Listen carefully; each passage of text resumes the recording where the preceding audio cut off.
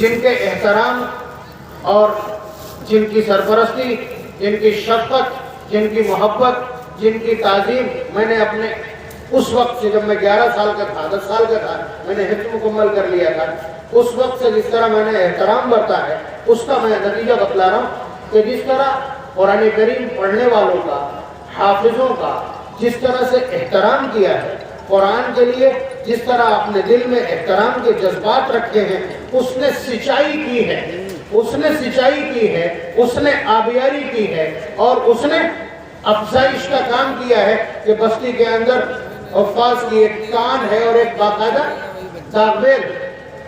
میں نے ابھی ہمارا جو مہمان آئے ہیں،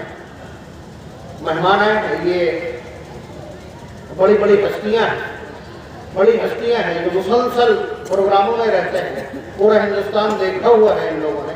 میں نے ان کی خدمت میں بھی یہ کہا کہ بستی اس موڑ سے یہاں تک آئی ہے، اور آج کا اس شعبان کا ریپورٹ کارڈ یہ ہے کہ ہماری بستی میں اس سال تقریباً 35 بچوں کی دستار بندی ہوگی، یعنی ہماری بستی کے 35 بچے حافظ ہوئے ہیں اور 3 بچے عالم ہوئے ہیں جن کی دستار بندی ہو چکی، جس میں سے 22 تقریباً بچے مفتی ظفر صاحب کے یہاں، قاری اسد صاحب کی زیر تربیت ان کی دستار بندی ہونا ہے، اور وہ ایک بہت بڑے اسٹیج سے ہونا ہے، اس لیے ابھی پروگرام تھوڑا سا ڈیلے ہو گیا۔ آپ کے پاس شکریہ کے الفاظ ہیں؟ آپ کی جھولی میں، آپ کی زبان میں، آپ کی ڈکشنری میں کیا اللہ تبارک و تعالیٰ کی تعریف کرنے کے لیے، ان کا شکر ادا کرنے کے لیے، ان کے سامنے امتنان و تشکر پیش کرنے کے لیے الفاظ اور تعبیرات ہیں؟ خدا کی قسم نہیں کہ جس پالنہار نے ایک ایسی بستی کو جو کفر کے جیکاروں سے ہمیشہ جوجتی رہی ہو، مختصر سی بستی جس پر آنکھیں ٹکی ہیں مٹانے کی، اس بستی پر اللہ تعالیٰ کی اتنی عنایت کہ ایک جھونک میں 35 حافظ عنایت کرتے ہیں، یہ بہت بڑا انعام۔ آپ نے دیکھا کہ میں نے بزرگوں کے لیے یہ بات کہی ہے کہ ان کے دل میں قرآن کریم کا احترام تھا، اور آپ مجھے تو جانتے ہی ہو میں نے اس احترام کو کس طرح سے بھنایا، کبھی کبھی کوئی پنچایت اس طرح کی ہوتی جو بہت اونچی ہوئی ہوتی ہے، یا کوئی بھی بات عیدگاہ میں کہہ دی کہ بھائی ہر آدمی اپنا دوسرے سے معاملہ صاف کر لے، تو سب ایک دوسرے کے کان میں معافی مانگنا شروع کر دیتے ہیں۔ یہ وہی میں نے اندازہ کیا ہے کہ یہ دین کی بات کو بلا چوچرا مان لیتے ہیں، یہ وہ دکھتی رگ ہے جسے پکڑ لیا جاتا ہے اور کچھ بھی کرایا جاتا ہے۔ نوجوان نسل اپنے ان بزرگوں سے قبل اس کے کہ وہ ہماری آنکھوں سے اوجھل ہو جائیں، یہ سب کچھ سیکھ لے، ان وراثتوں کی امانت سنبھال لے، اور اگر ایسا نہیں ہوتا ہے، ایک بار نہیں 200 بار سنیے، پچھلے 2 سال سے ہر بیان میں میرے اس طرح کے الفاظ، یہ الٹیمیٹم سمجھیے یا اندیشے اور خطرے سمجھیے، بات آپ سمجھ رہے ہیں کہ اگر آپ نے دین سے، دین کی بات سے، قرآن سے، قرآن کریم کی تعلیمات سے اسی طرح محبت نہیں کی، ہتھیار ڈال دینے والی محبت اگر نہیں کی، تو قرآن کریم کا یہ تسلسل باقی نہیں رہے۔ قبل اس کے کہ اللہ تبارک و تعالیٰ کی طرف سے ریڈ الرٹ جاری ہو جائے اور آپ کے بچوں کی زبان پر قرآن جاری ہونا بند ہو جائے، دیکھیں یہ باتیں آپ کو اندیشہ لگ رہی ہوں، لیکن قرآن و سنت کا جو نچوڑ ہے وہ میں آپ کی خدمت میں عرض کر رہا ہوں۔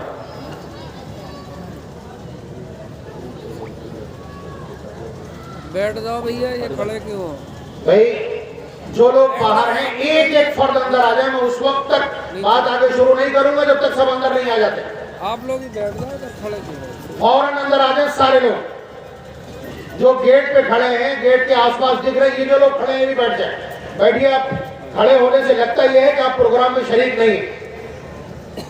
بیٹھ جائیے بلا تکلف بیٹھ جائیے، کیوں پروگرام کو ختم کر دیں؟ بیٹھ جائیے۔ میں یہی بات کر رہا ہوں کہ آپ بات ماننا سیکھ لیجیے، اپنے بزرگوں سے سیکھ لیجیے بات ماننا۔ ہم بھرے مجمع میں کہتے ہیں کہ یہ صحرا غلط ہے، تو لڑکے کا باپ کھڑے ہو کے کہتا ہے کہ مولانا آج کے بعد کسی بچے کے نہیں بندھے گا، اور چچا کہتا ہے کہ آج کے بعد اگر بند گیا تو میں کسی کی شادی میں شرکت نہیں کروں گا۔ ताया खड़े होके कहता है या मुझे मालूम नहीं था कि इसका बांधना हराम है वरना बनता नहीं। ऐसी बस्ती के जुमले उस खुशी के माहौल में जहां सारे हराम लोग हलाल कर लिया करते। तो सीखिए, इन जज्बात को सीखिए और बाकी रखिए। ये इल्म इसी तरह फूलता फलता रहेगा और ये इल्मी दरख्त इसी तरह से समरमार रहेगा, फल देता रहेगा। लेकिन अगर रोगर्दानी की एहतराम से और कुरान करीम की तालीमात से फरार इख्तियार किया तो याद रखिएगा ये बचेगा नहीं। और मुझे ये खतरे लग रहे हैं, इस तरफ बढ़ रहे हैं, इस तरफ हम इस तरफ बढ़ रहे हैं, इसलिए मैं ये बात आपकी खिदमत में अर्ज कर रहा हूं। दलील दे दूं, बतला दूं आपको कि नौजवान नस्ल मान नहीं रही, उन बुजुर्गों की बात नहीं मान रही। हमारे बुजुर्गों ने असल में किया ये है कि जैसे ही बच्चा 15 साल का हुआ और उसने सुई चलाना शुरू की तो बाप होटल पे आ जाता है, फिर उसे कुछ नहीं करना। उसे मालूम है सब्जी भर का तो वो कर ही लेता है और गेहूं हो ही गया। और ये एक दस्तूर है कि घर का जो खर्च चलाएगा वही मुखिया कहलाएगा। घर का खर्च जो अफोर्ड करेगा, जो फाइनेंस होल्ड करेगा, पैसा जिसके पास होगा, घर के खाने खर्चे का, रसोई का जो इंतजाम करेगा, बात उसी की चलेगी। तो वो 15 साल बच्चे की बात चलने लगती, माँ भी उसी के ज़रिए असर आ जाती। औरत की मजबूरी, बहुत दुखती रख में हाथ रख रहा हूँ, ध्यान रखिएगा। और आप चूंकि घर में आपको सुबह 10 रुपए चाहिए होते हैं चाय पीने के लिए उसी बच्चे से, तो आपका अपना कोई असर और रसूख उस घर में बचता नहीं। आप अपनी बात नहीं मनवा पाते हैं। और जब आप अपनी बात नहीं मनवा पाएंगे, जब अपनी बात नहीं मनवा पाएंगे तो जाहिर सी बात है एक कच्ची उम्र का बच्चा घर के अंदर अपना निजाम चलाएगा और जो चाहेगा वो करेगा। इस वजह से घरों का माहौल, आपकी गैरत, आपका वकार, आपका कद, आपका वजन, ये सब घट करके और सत्ता बच्चों के हाथ में चली गई। उसका नतीजा क्या हुआ बतलाऊं? ये ढोलक पूछ रहे आ जाएंगे कौन से? हाँ बुला लीजिए, हम तो आराम के मारे 10 मिनट मौलाना बोल रहे हैं। 10 मिनट बाद बुला लीजिए। 10 मिनट बाद बुलाइए।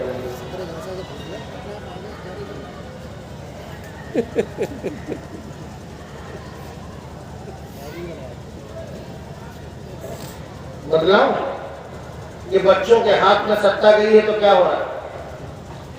ढोलक तो बंद करवा दी किसी तरह से, औरतों से कहते हैं थोड़ी में हाथ डलवा के, या मुफ्ती साहब ने अपने पढ़ने वाले बच्चों से घर से उतरवा के और छुड़वा के वो जैसे तैसे खत्म हो गई। लेकिन उसका जो बदल आया है वो उससे ज्यादा बदतमीजी है।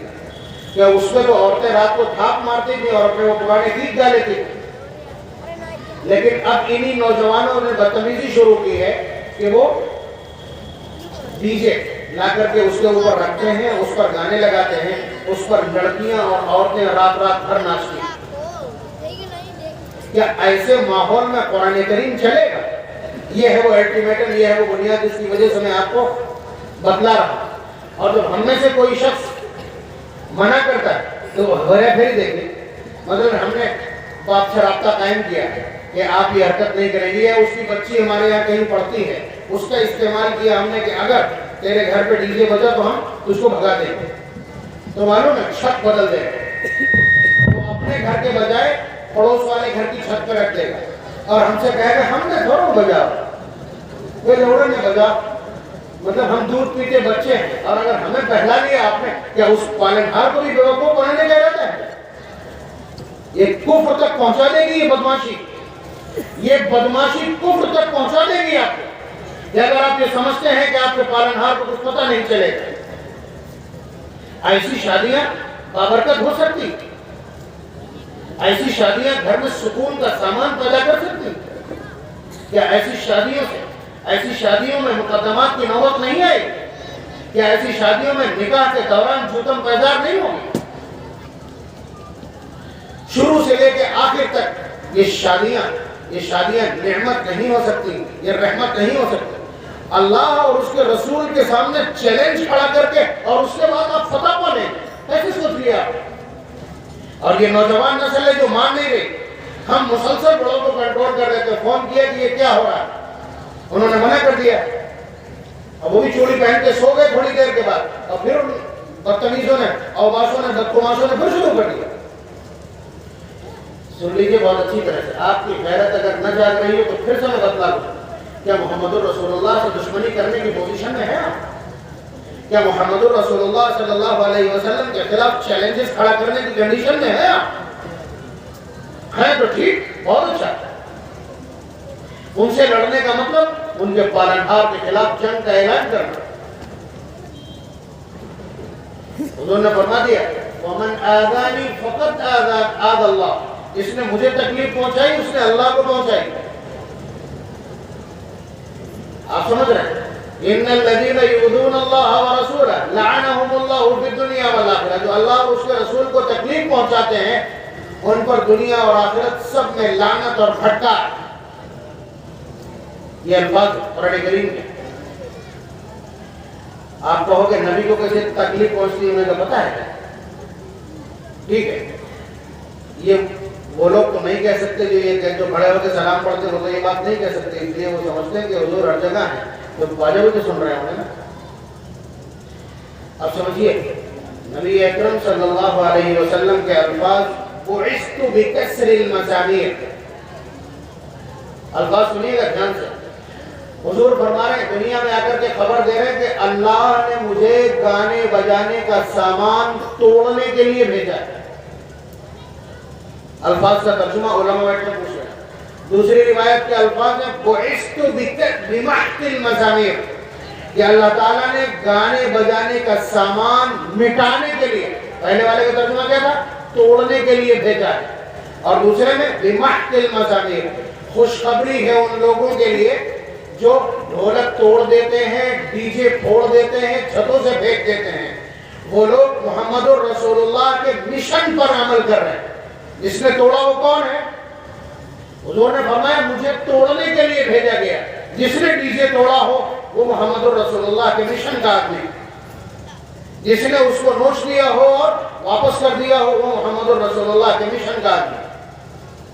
ابھی مجھے 2-3 دن پہلے الفاظ سننے کو ملے کہ ایک شخص نے یہی حرکت کی کہ ڈی جے تو لے آئے اور بجوا دیے، دوسرے رکھوا دیے دوسرے کی چھت پہ، اور کہتا کہ ہم نہیں بجائیں لوڑا بجائے لیں تو کوئی بات نہیں۔ مطلب یہ دودھ پیتے بچوں کو گناہوں میں بہلاوا، مطلب خود کو تو بہلاتے ہی ہے آدمی اور اس کے بعد دوسروں کو بھی بہلاوا، اللہ تبارک و تعالیٰ کو دھوکہ دینے کی کوشش، محمد رسول اللہ کے مشن کے خلاف بدتمیزی کرنے کی کوشش۔ تو اس کے بعد ایک شخص نے کہا کہ بھائی اگر ڈی جے بجے گا تو ہم نہیں آ سکتے، ہمارے بچے نہیں آ سکتے، ان کی پڑھائی بند ہو جائے گی۔ تو جواب ملا معلوم ہے کیا؟ کہ اگر تم اپنے بچوں میں نہیں بجاؤ گے تو ہم تمہارے یہاں شرکت نہیں کریں گے۔ تم اپنے بچوں کے یہاں نہیں بجاؤ گے تو ہم تمہارے یہاں شرکت نہیں کریں گے۔ مجھے تو لگتا ہے یہ جملہ کفر کا، یعنی محمد الرسول اللہ کی دشمنی اگر نہیں کرو گے، محمد الرسول اللہ کے خلاف اعلان جنگ نہیں کرو گے تو ہم تمہارے یہاں شادی میں شرکت نہیں کریں گے۔ اگر یہ جملہ کفر کا ہے تو اسے خود نکاح دوبارہ کرنا پڑے گا، اتنا نیچے چلے گا۔ اس لیے میں کہہ رہا ہوں یہ نوجوان نسل ہوش میں آ جائے، قرآن روکے گا نہیں۔ اگر اس طرح کھلے عام سرے عام چھتوں پر رکھ کر قرآنی تعلیمات کی، محمد الرسول اللہ صلی اللہ علیہ وسلم کے پیغام اور مشن کی مخالفت کی جائے گی تو قرآن رکے گا نہیں۔ یہ دستار بندی، یہ تعظیم اور یہ اکرام کس کا ہے؟ میں نے جو روایت پڑھی ہے اسے دیکھیں ذرا غور سے سنیں، اس سے پہلے بھی میں اس کو ذکر کر چکا ہوں۔ من قرأ القرآن وعمل بما فیہ، کہ جس شخص نے قرآن کریم کو پڑھا اور اس پر عمل کیا۔ الفاظ دیکھیں آپ، جس نے قرآن کریم کو پڑھا اور اس پر عمل کیا۔ ہم نے قرآن کو پڑھا ہے، ہم نے قرآن کو پڑھا ہے، اپنے بچوں کو پڑھایا ہے، ہم نے قرآن کریم کو سنا ہے۔ ہماری عورتیں قرآن کریم کو سننے کا شغف رکھتی ہیں۔ 15 چھتوں کے اوپر رمضان المبارک میں عورتوں میں تراویح کا نظم کیا جاتا ہے، اس گھر کی عورتیں وہاں شریک ہوتی ہیں۔ یہ سب اپنی جگہ درست ہے، لیکن یہ صرف قرآن کریم کو پڑھنا ہے۔ نبی اکرم صلی اللہ علیہ وسلم کے ارشاد عالی کے الفاظ من قرأ القرآن، جس نے قرآن کریم کو پڑھا وعمل بما فیہ اور اس پر عمل کیا، البس والدہ تاجا یوم القیامہ۔ اگر ایسا ہوتا ہے کہ آپ نے قرآن کو پڑھا اور پھر اس پر عمل کیا تو پھر اس کا فیض اتنا وائڈ ہوتا ہے اتنا وسیع ہوتا ہے. آپ نے کبھی نہیں دیکھا ہوگا کہ پڑھا بچے میں ہو, بچے نے ایگزام پاس کیا ہو, بچے نے وائوا پاس آؤٹ کیا ہو اور ڈگری مل گئی ہو کس کو؟ باپ کو. ایسا تو نہیں دیکھا نا کہیں آپ نے. لیکن قرآن کریم کا فیضان اتنا عام ہے کہ بچہ قرآن کریم کو پڑھتا ہے اور اس پر عمل کرتا ہے, اللہ تعالیٰ میدان محشر میں اس کو تاج پہنا دیں.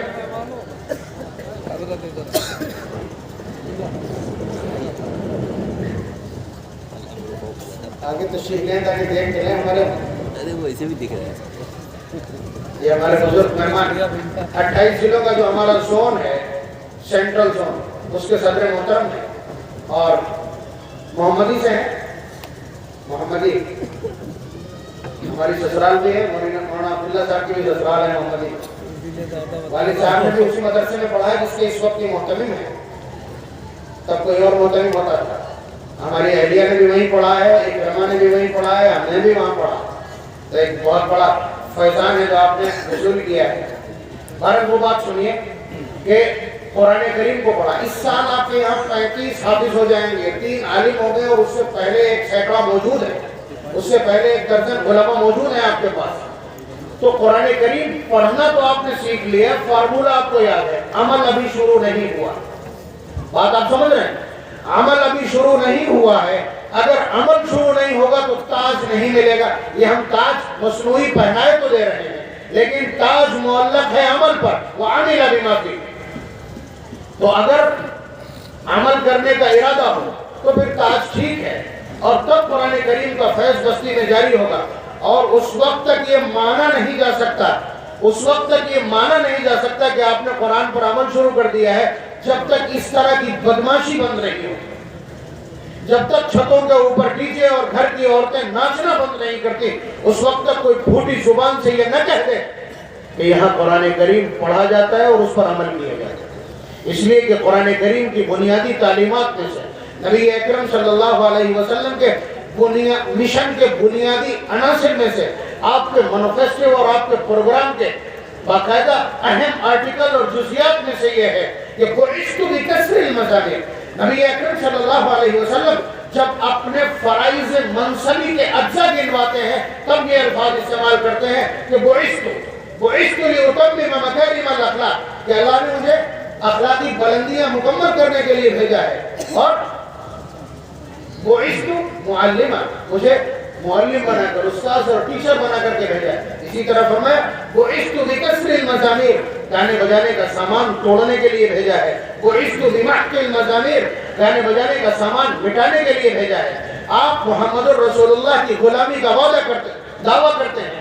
آپ محمد الرسول اللہ صلی اللہ علیہ وسلم کی اتباع کا دعویٰ اس لیے کرتے ہیں کہ آپ کے یہاں علماء ہیں, آپ کے یہاں حفاظ ہیں, لیکن محمد الرسول اللہ کے مشن کی مخالفت خوشی کے وقت میں کرتے ہیں. اس کا مطلب یہ ہے کہ آپ نبی اکرم صلی اللہ علیہ وسلم کے مشن کو سمجھتے نہیں ہیں, آپ توہین کر رہے ہیں. تو آپ سمجھ لیجئے کہ قرآن کریم ابھی آپ کے یہاں پڑھا گیا ہے, قرآن کریم پر عمل باقی ہے.